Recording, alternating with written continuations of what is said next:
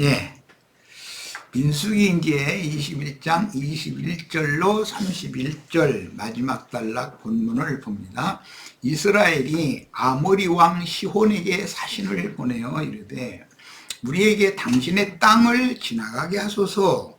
우리가 밭에든지 포도원에든지 들어가지 아니하며 우물물도 마시지 아니하고 당신의 지경에서 다 지나가기까지 왕의 큰 길로만 지나가리다 라고 청원을 했어요. 당신의 땅을 지나가게 하소서.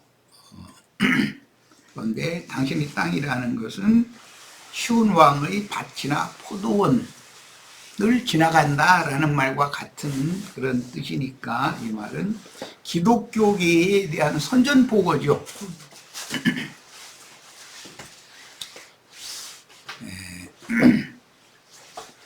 그런데 밭에든지 포도원에든지 들어가지 아니하며 우물물도 마시지 아니하고 당신의 지경에서 다 지나가기까지 우리의 목표는 요단강 건너에 있지 여기에 있지 않다는 그런 표현이잖아요. 그래서 그때 당시 왕의 큰 길이라 그랬는데 왕의 대로에 대해서는 지난번에 충분히 나눴고 이건 이미 나아 있는 아시아 쪽의 문물을 애국과 통상하는 통상로였었던 것이죠. 고속도로죠. 이게 이제 하이웨이가 개척이 돼 있었죠. 그런데 그 큰 길을 동서문물의 교류를 위해서 닦아는 큰 길을 아모리 왕이 차지하고 있는 거지. 그 입구를 통행세를 그가 다 받겠죠, 당연히. 고속도로 이렇게 통행하면 중간중간에 게이트가 있어가지고 거기에 돈을 내야 통과할 수 있잖아요. 그런 것과 같이 통행세를 다 받는 거죠, 이 사람이. 그러니까 이제 큰 세관도 이 사람이 당연히 어떤 사람만 통행세를 받는 것이 아니라 물건을 통행시키는데도 통관세를 다 내야 되잖아요. 그러니까 이 사람은 앉아서 돈 버는 사람이죠. 땅 짓고 헤엄치는 그런 왕이죠. 자, 이제 이런 사람들이 누구를 상징할까를 지금 이제 생각을 해보는 거예요. 뭐 말할 것도 없이 예수님 오셨을 때는 유대교의 기득권자들이죠. 앉아서 동문의 사람들이죠. 그 사람들은 이미 닦여진 큰 길을 차지하고 있는 사람들이죠. 이미 닦여진 큰 길이라고 하는 것은 하나의 상징이기 때문에 이것은 구원의 길 또는 믿음의 길 등등으로 말하는 뭐 믿음의 도, 구원의 도 이렇게 말하는 그런 걸 상징하는 거예요.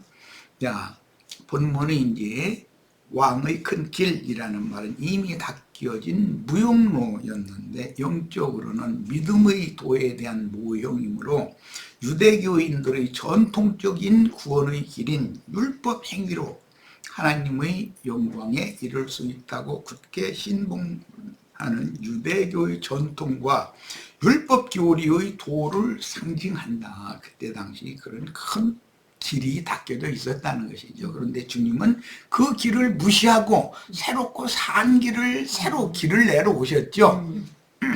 그 길이라는 건 전부 하나님의 영광에 믿는 성도들이 이르는 통로를 의미하는 거예요. 믿음의 도, 구원의 도 이렇게 말하는 거죠.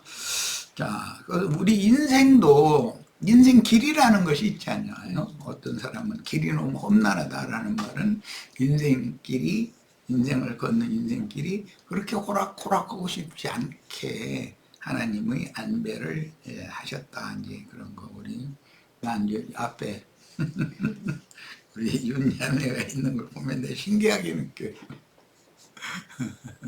양양에서 안양이지. 안양에서 처음 만났을 때 되게 힘들고 어려울 때 어떻게 박영재 따라서 이제 오게 된 거였는데 내 속으로는 얼마나 가려나 했더니 그게 떨어져 나가지 않고 이렇게 그래서 내가 이제 앞자리로 앉으라고 자꾸 그래가지고 했던 생각이 났는데 내 오늘에 이르렀어요. 그러니까 하나님께서 하시는 일은 사람이 알 수 없어요.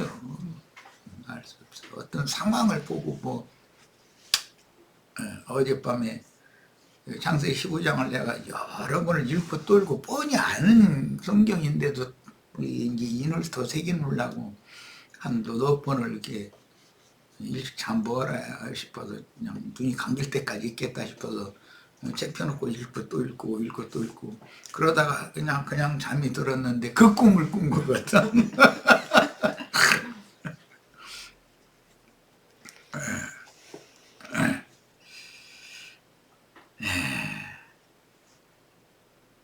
시혼이 이스라엘이 자기 영토로 지나감을 용납하지 아니하고 그의 백성을 다 모아 이스라엘을 치러 광야로 나와서 야하스에 이르러 이스라엘을 치므로 이스라엘이 칼날로 그들을 쳐서 무찌르고 그 땅을 아르논에서부터 야복까지 점령하여 암몬 자손에게 미치니 암몬 자손의 경계는 견고하더라 이렇게 되었어요.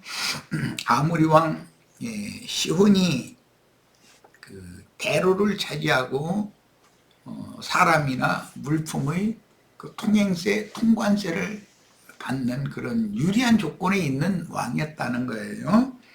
그런데 자기 영토로 지나간 다른 사람들은 통과시켜주면서 돈만 내면 통과시켜주는 거죠. 그래서 이스라엘 백성은 그게 보니까 200만이나 되는 어마어마한 구름대 같은 무리가 지나가겠다 그러니 쉽게 통과시켜주기도 사실은 어렵지. 오히려 전쟁을 이제 걸어왔더라는 거죠. 자, 그들은 에돔이나 롯 좌선과는 통상을 하지만 왜냐? 자기가 통상을 할 수 있다라는 것은 자기가 그들을 얼마든지 제어하고 어할 수 있다고 생각되니까 통상이 되는 것이지 200만이나 되는 이 이스라엘 무리는 이게 상대하기가 쉽지가 않겠다고 생각되니까 안 된다 그러는 거죠. 우리도 뭐 어떤 사건을 만나면 결정을 할 때 내가 능히 이게 감당이 되겠으면 아유 한번 해보자 이러는데 감당이 안 되겠으면 아이 포기한다 이러죠. 예, 그런 것 같은 이치죠. 이스라엘과는 절대로 통상을 허용하지 않고 극단적인 이단자들로 단정하고 위험한 사람들이다. 이 사람들은 자신들이 차지한 큰 길을 절대로 열어주지 않으며 자신들이 차지한 큰 길이라는 것은 율법 행위로 하나님의 영광에 이를 수 있다고 아주 철저하게 믿는 큰 믿음의 도, 구원의 도죠. 그런데 예수님이 오셔서 그 길을 무시해버리고 새 길을 내는 거예요. 예수님이 새롭고 산 길을, 아버지께로 나가는 길을. 그것이 말하자면 이제 정탐길을 새로 개척을 한 거죠. 예수님 오셔서. 이걸 지난번에 이건 충분히 말씀 나눴으니까 우리들의 신앙 또 나의 인생과 잘게 접목을 하시기를 바랍니다. 그건 깨달음과 믿음의 문제예요. 자, 25절 이스라엘이 이같이 그 모든 성읍을 빼앗고 아모리 왕 시온의 성읍을 다 뺏어버렸다는 거예요. 그 아모리인의 모든 성읍 헤스본과 그 모든 촌락에 거주하였으니. 자, 이제 드디어 약속의 땅 가나안의 거처를 정하기 시작했다 이 말이죠. 네게부 왕의 그 거처에서는 이스라엘이 거주하지 않았잖아요. 그냥 다 이렇게 홍해길로 돌았었지. 그런데 여기에서는 거주를 했다고. 도성만 빼앗은 것이 아니라 각 촌락까지 다 정복하고 뭐 그때 당시 전쟁이라는 것은 사내는 다 죽이고 여자도 이제 남자를 아는 여자는 다 죽이고 실까지 아는 또는 소녀 이런 여자들만 살려가지고 종으로 삼는 그런 전쟁을 하는 시대였기 때문에 전리품으로 취하는 거죠. 그리고 그들의 재산, 무양이나 뭐 무슨 짐승떼 이런 건 전부 전리품으로 취하는 거죠. 자, 헤스본은 아모리인의 왕 시혼의 도성이라 모든 나라라는 것은 그 왕이 주재, 거주하는 그 도읍이 있는데 거기를 도성이라고 그러죠. 머리라고 그러고 도성이라고 그래요. 그리고 각 지방은 이제 그때 당시 이제 촌락들인데 여기 각 촌락이라고 그랬는데 원은 이제 그 문자대로 자면 이 촌락이라는 용어가 딸들이라고 돼 있어요. 모성이라는 말이 있고 딸들이라는 말이 있어요. 그게 이제 셈족의 은어이면서 애칭이에요.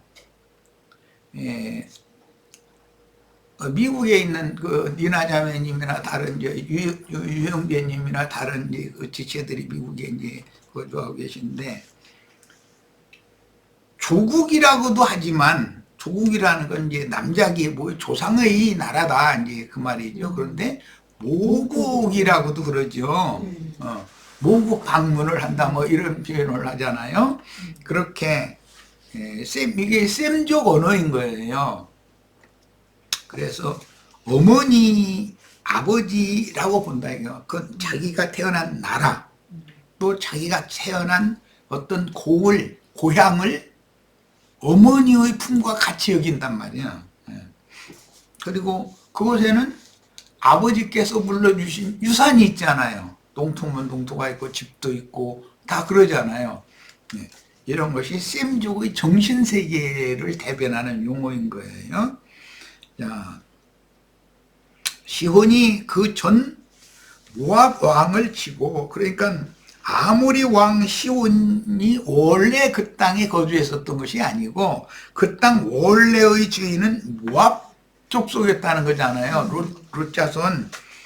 모압 왕을 치고 그의 모압 왕의 모든 땅을 아르논까지 모압 왕의 손에서 빼앗아 가지고 자기 나라를 세운 거예요.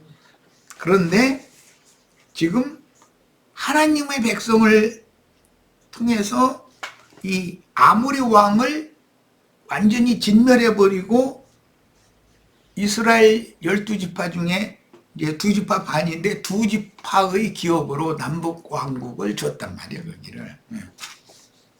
지금 그것이 거주하였다 이렇게 이제 표현이 됐어요. 이것은 우리의 거처는 하나님이야죠. 주 안에 거하는 자가 되어야죠. 그러니까 이 영적 적용을 잘 하셔야 돼요. 약속의 땅, 좋은 땅을 원수가 거하고 있었는데 그것을 뺏어가지고 우리의 거처를 삼는다 지금 이 말이에요. 사도시대의 교회들인 예루살렘, 유대, 사마리아의 지역교회들을 아모리인의 모든 성읍이라고 그런다. 헤스본이라는 것은 예루살렘이 중심이잖아요. 그게 이제 상징하고 모든 촌락이라고 했을 때는 예루살렘과 유대와 사마리아와 하고 땅 끝까지 오면 요단강을 건너가 7 그 족속의 가나안 7 족속을 진멸하고 그 땅에 하나님의 왕국을 세워야 되는 것이죠. 하나님 왕국은 교회를 세운다 이 말이에요. 이것은 뭘 말하는 거예요? 복음 전파를 예루살렘과 유대와 사마리아와 땅 끝까지 전파를 해서 세상 나라를 주님의 나라인 교회를 세워야 된다 그 말이란 말이야. 그럼 우리는 교회 안에 거주해야 되는 것이죠. 원수들의 땅을 빼앗아서 교회를 세우고 교회 안에 거하게 됐다 그 말이란 말이에요. 자, 그러므로 시인이 읊어 이르되 너희는 헤스본으로 올지어다. 시온의 성을 세워 견고히 할지어다. 너희는 헤스본으로 올지어다. 누구 보고는 말이죠? 아모리 족속 보고 모압 족속의 땅에 썼는데 모압 족속을 멸하는 사람들이 누구였냐면 아모리 왕 시온이잖아요. 헤스본 왕 시온, 그러니까 너희는 헤스본으로 올지어다. 아모리 족속보 하는 말이에요. 시온의 성을 세워 견고히 할지어다. 헤스본에서 불이 나오며, 헤스본은 시온 왕의 도성이죠. 이게 모성이라고 그러는데 이렇게 표현한다. 그 모성이에요. 그리고 모든 촌락들은 딸들 성이라고 그래요. 딸들의 성읍이란 말이에요. 이제 이게 문자대로 하자면 그렇게 한다. 어머니, 딸들 이렇게 문자대로 하자면 이렇게 표현이 되어 있는 거예요. 헤스본에서 불이 나오며 시온의 성에서 화염이 나와서 모압의 아르를 삼키며, 모압의 중심 보비 아르라는 곳이었었는데, 모압의 아르를 삼켰다 하면 북괴가 쳐들어가지고 우리나라 3일 만에 서울을 정복해버렸죠. 서울을 북괴가 점령한 것처럼 아모리 족속 헤스본 왕이, 시온 왕이 모압의 아르를 정복해버렸다 이거예요. 모압은 패전을 한 거죠. 그러니까 아르는 높은 곳의 주인을 멸하였다. 아르논이라는 건 강 이름이고, 모든 도성은 제일 중요한 것이 물이 풍부해야 돼요. 물이. 식수의 문제도 있어야 되고, 뭐 농업용수나 공업용수나, 물이 없으면 도시가 쓸 수가 없죠. 물이 없으면 사람이 살 수가 없는 거니까. 우리는 지금 서울 한강보다도 더 맑고 깨끗하고 좋은 이런 물이 흐르는 설악산에서 흘러내리는 이 물 마시잖아요. 양양 사람들은 참 행복한 사람들이 그런 거 보면. 난 이 맑은 물 그냥 동해바다로 내보내는 거 보고 이거 너무 아깝네 그 생각이 내가 처음에 이제 작년에 그런 생각을 많이 했었어요.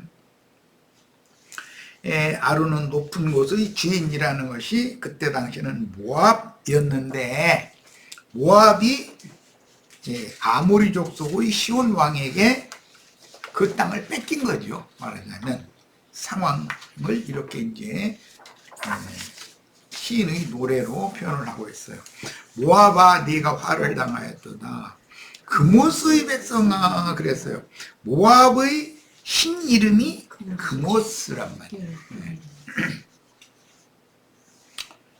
애굽의 바로와 애굽의 그 군대와 애굽 백성들을 하나님이 열 재앙으로 심판하신 것이 사실은 애굽의 열 신들을, 모든 신이라는 말이에요.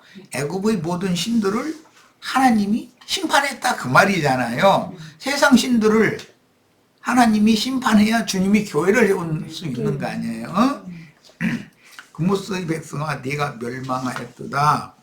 그가 그의 아들들을 도망하게 하였고, 하나님이 모압 족속을 아모리 족속에게, 원수인 아모리 족속에게 이렇게 패하게 하신 것도 하나님의 원대한 계획이 있기 때문이라는 걸 알 수가 있죠. 모압이 빈짓을 하는 것은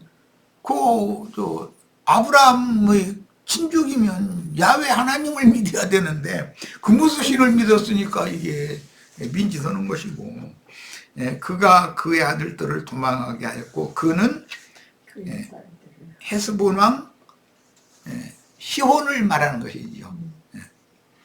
그가 그의 아들들을 도망하게 하였고, 그의 아들들은 그모스의 백성들을, 모압의 신인 그모스의 백성들을 패전하게 하셨다.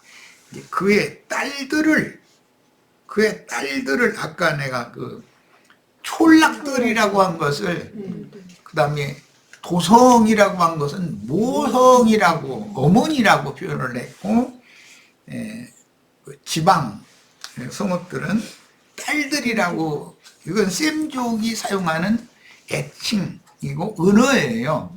그건 통상적인, 그러니까 성경을 읽을 때는 그런 기본 개념을 알아야 돼. 이런 용어를 알아야 계시록에 큰 성 바벨론이라고 하는 어미음녀는 두 딸이 있는데, 큰 음녀와 작은 음녀 두 딸을 합해서 어미음녀라고 그러죠.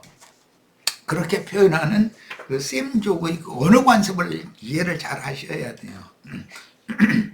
그리고 아가서 같은데 보면은 아가서는 솔로몬이 사랑하는 아내의 신분이잖아요. 그런데 딸이라고도 표현을 하잖아요. 그러니까 그것은 전부 애칭이라는 거예요. 애칭. 그의 딸들을 아모리인의 왕 시온의 포로가 되게 하였다. 모압 족속의 아르를 정복하고 또 모압 족속에 거주하고 있던 모든 촌락들까지 전부 아모리 왕에게 정복당하게 하신 것이죠. 이렇게 하신 것도 먼 훗날 아브람 자손을 통해서 그 땅을 되찾게 하여 아브람 자손의 거처로 삼게 하려는 하나님의 원대한 계획이 있었기 때문이죠. 자, 아모리 족속이 번성한 가나안 땅 동편은 본디 모압 족속의 땅이었으나 아모리 족속이 모압을 침략하여 그 땅을 차지하고 아모리 족속의 남북 왕국을 세워 번성했는데 때가 참에 하나님의 군대 이스라엘에게 멸망하였고 그 땅은 르우벤, 갓, 므낫세, 반지파에게 주었으나 훗날 이스라엘은 다시 모압에게 그 지역을 넘겨주게 돼요. 예. 모압과 암몬 족속이 훗날 이스라엘을 괴롭히는 족속으로 이제 완전히 이제 드러나죠. 그런데 22장 민수기에서도 22장 이후에 긴 장을 통해서 모압 왕 발락이 두돌 사람 거짓 선지자인 그 미디안 선지자인 발람을 초대해 가지고 이스라엘을 자꾸 저주하게 하려고 하잖아요. 그런 것부터 그때부터 이미 이스라엘과 적대하는 싹이 이미 돋아나고 있었다라는 것이죠. 그런데 훗날 결국은 르우벤, 갓, 므낫세, 반지파에게 준 그 땅은 모압과 암몬 족속이 다시 차지해버린단 말이에요. 그러니까 이것은 그 기간은 이방인의 때 전 기간만 그걸 할 수가 있는 거예요. 음녀들의 땅이 된다라는 것은 계시록에 주님이 세운 교회가 세상 교회 레미 음녀의 두 딸이 세상 교회를 차지해버리잖아요. 다시 주님이 세운 교회를 그렇게 음녀들이 차지하게 되는 것도 비밀이에요. 이게 그동안에 이방인의 충만한 이수가 사는 것이고 그걸 이방인의 때라고 그래요. 이방인의 때 동안은 음녀들이 교회를 지배하게 된단 말이야. 큰 음녀, 작은 음녀가. 자, 주님께서 전도로 세운 예루살렘 교회는 예루살렘이 로마에게 정복되고 이방인의 때를 맞아 로마에 의해 로마 교로 변질되어 이방인의 때 전기간에 온 세상에 번성하여 큰 음녀가 되었고 로마교가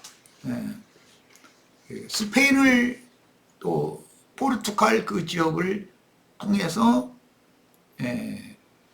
저 남미로 해서 중미로 해서 필리핀, 말레이시아 이런 쪽으로 이렇게 번성을 했고 로마교가 이제 교황이 이제 둘로 나눠졌을 때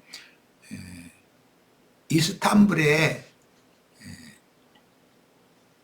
다시 이스탄불 지역으로 이주한 그 로마교 교황에 의해서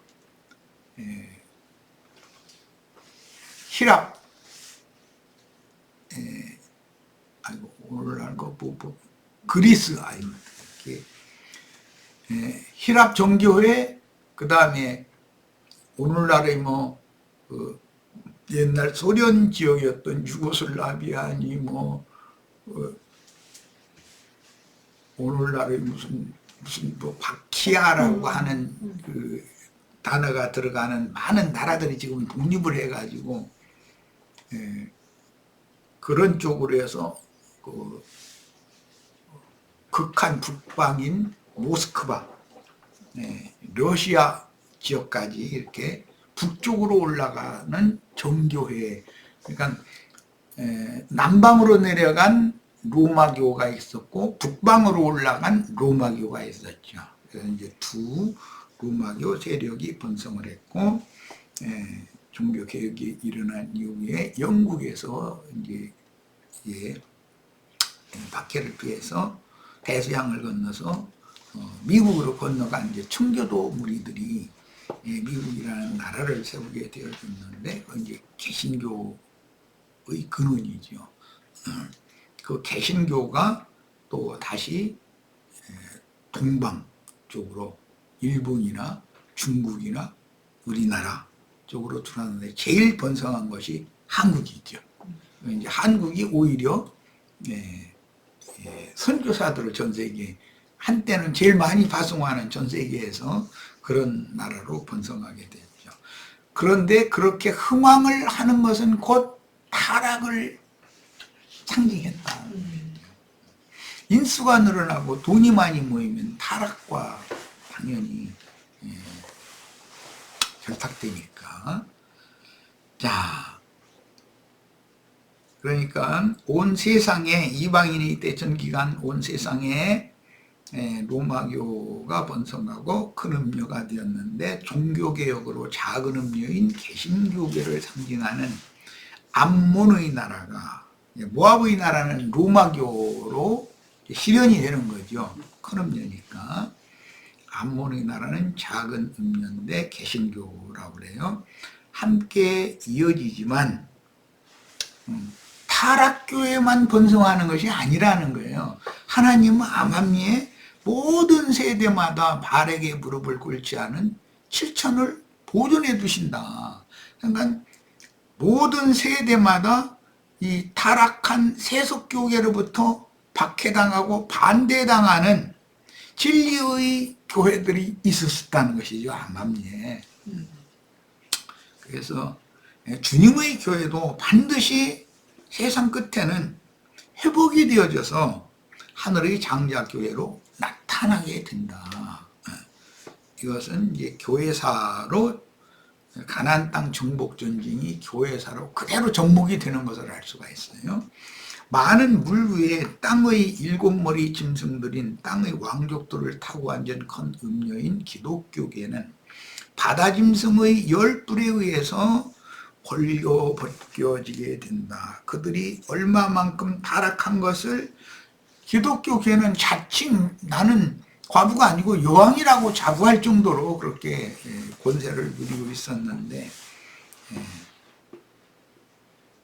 이게 이방인일 때 끝이라는 건 이 천국 복음이 모든 민족에게 증거되기 위하여 전파되어야 하리니 그제 끝이 오리라 라고 말씀하신 예언이 이루어지려면 그때 마지막 때가 있게 되는데, 이방인 충만함이 차면 그때 마지막 때가 오게 마련인데, 그때 바다에서 짐승들이 올라오고 땅에서도 짐승들이 올라와서 바다 짐승들이, 즉 세상 정치적인 권세가 그동안에는 종교를 그렇게 박해를 하지 않고 그냥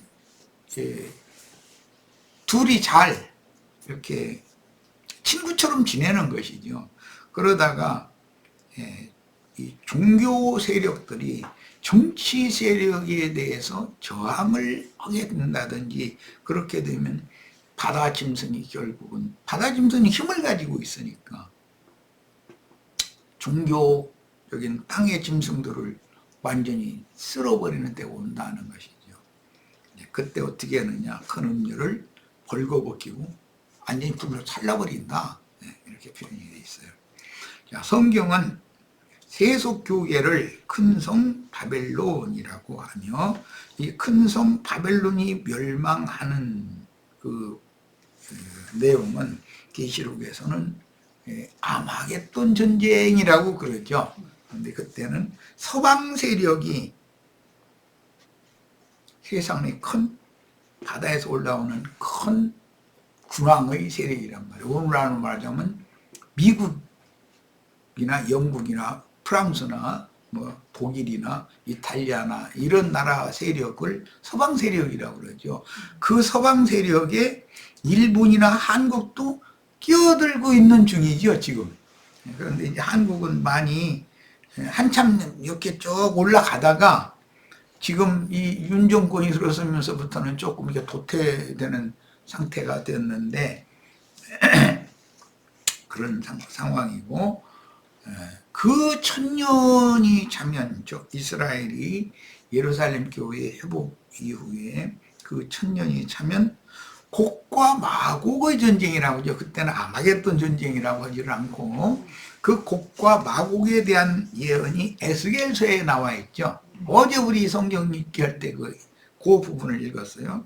그것은 극한 북방에서 일어나는 왕이 권세를 받는다. 그러니까 러시아 또는 그 북극 지역의 나라들, 그 나라들의 종주국이 분명히 러시아가 될 거다라는 걸 알 수가 있는 거죠. 그러니까 루스라고 돼 있죠. 루스. 그리고 루스와 메색과 메색이 모스크바라는 말인데, 그쪽에서 일어난 왕이 그 1000년이 찬 후에는 오늘날의 현대, 오늘날 이방인의 때 그때의 미국의 그 세력과 같이 가장 큰 세력이 되어져서 하나님의 백성들을 극도로 대적하고 박해하고 하는 세력으로 등장하게 될 거다라는 거예요. 언제든지 그 세대에 전 세계의 모든 정치, 종교, 문화 모든 것들의 세력을 잡는 세력이 큰 짐승으로 상징이 되죠. 바다 짐승으로. 로마 시대에는 로마 황제가 다니엘서에 나오는 네 번째 짐승이잖아요. 이렇게 모든 세대마다 하나님은 때를 따라서 동서남북 어느 세력에게 힘을 주어서 그를 통해서 전 세계의 질서를 이렇게 유지하게 해나가는 것이죠. 그런데 때가 되면 그 큰 세력이 종교를 박해하는 그런 세력으로 로마가 기독교를 대대적으로 박해했었던 것처럼 그런 세력으로 드러나게 되면 이게 한 시대를 종교라는 표적이 된다는 거예요. 자, 오늘은 여기까지 하겠습니다. 근데 성경에서 말하는 이 가나안 땅의 정복 전쟁은 계시록에서 보면 백마를 탄 군대 장관인 미카엘, 그분의 입에서 나오는 예리한 날카로운 검으로 원수를 죽이면서 싸운다 그랬으니까 입에서 나오는 검으로 싸우는 전쟁이라는 건 진리 전쟁을 말하는 것이지 무슨 수소폭탄이나 핵폭탄을 던져서 전쟁하는 그런 걸 말하는 것이 아니에요. 그러나 이제 세상 나라가 자멸을 할 때는 둘로 망하기 마련이기 때문에 그것은 세상 나라의 멸망과 관계가 있어요. 우리나라도 세상 나라의 멸망에 한몫할 수 있는 걸 다 좀 김정은이 정권이 그걸 지금 준비해 놓고 끈소리치고 있잖아요. 그러면 내가 볼 때는 이게 이제 김정은이 어느 이렇게 평화를 유지하려는 생각이었고 좀 위험 요소가 있다 싶으면 한국은 원자력 발전소가 굉장히 많아요. 한국은 원자력 발전소를 남의 나라에 지어주기도 하고 지금 그만큼 발전해 있어서 우리나라도 그 핵 물질을 전기화하고 일단 1차 태우고 남는 찌꺼기 그 재지요. 이제 핵의 재처리라고 그러는데 그 재를 모아서 또 진짜 이제 불을 일으킬 수 있는 성분을 잘 추출해내는 기술, 이제 그런 기술을 우리는 이미 다 확보하고 있을 거라고 난 믿고 있어요. 그러니까 북한이 도를 지나면 한국도 미국에서 아무리 너희는 핵무기를 만들지 말라고 필요하면 우리가 다 실어다가 다 옮겨다 마필 적재적소에다 주겠다 그래도 그걸 100% 믿으면 안 되는 것이죠. 이건 미국의 국익을 위해서 어떤 행동을 할 거기 때문에 우리는 당연히 그런 핵을 재처리하는 그런 기술을 이제 통해서 핵무기를 급속도로 만들어서 우리도 대항을 하게 될 것이라고 생각해요. 이것은 생존의 투쟁이지만 사실은 하나님 편에서 보면 세계를 우주적으로 경영하는 방편이기 때문에 우리들이 그걸 피하고자 해서 노력을 해도 안 될 수가 있는 것입니다. 전 정부는 문재인 정권이 말하자면 노력을 하는 것은 좋았는데 쇼를 너무 지나치게 했지. 나는 좀 지나치다는 생각을 하긴 했는데 아무리 노력을 해도 평화가 계속 유지되지 않을 수가 있다는 걸 우리는 또 염두에 둬야죠. 불안한 얘기를 해서 좀 그렇습니다만 이것은 신앙에 있어서도 내가 이 상태의 신앙을 가지고 주님 앞에 섰을 때 과연 주님께서 나를 어떻게 판단하실까에 대해서 각자 많은 생각을 좀 해보게 하려고 이런저런 얘기를 한 겁니다. 뭐 특별히 무슨 연포를 놓고 그런 뜻으로 하는 말은 아닙니다. 나 자신의 신앙이 주님 앞에 인정을 받는 그런 이기는 자로 인정을 받는 신앙이 되기를 바랍니다. 자, 마칩니다.